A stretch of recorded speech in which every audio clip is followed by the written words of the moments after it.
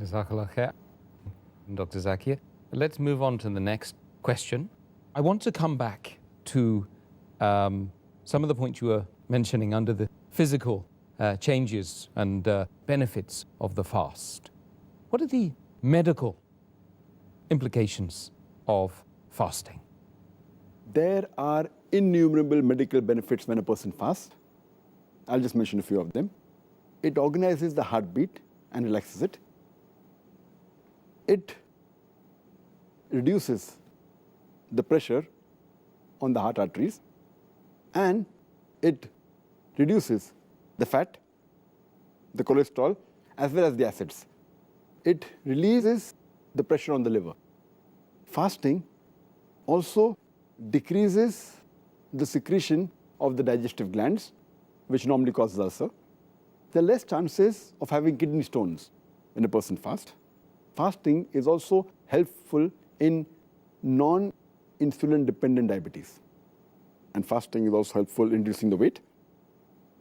Fasting as a whole, it is beneficial for the whole digestive system as well as central nervous system.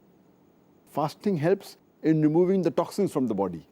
Fasting increases the immunity of the body. Fasting also reverses the aging process.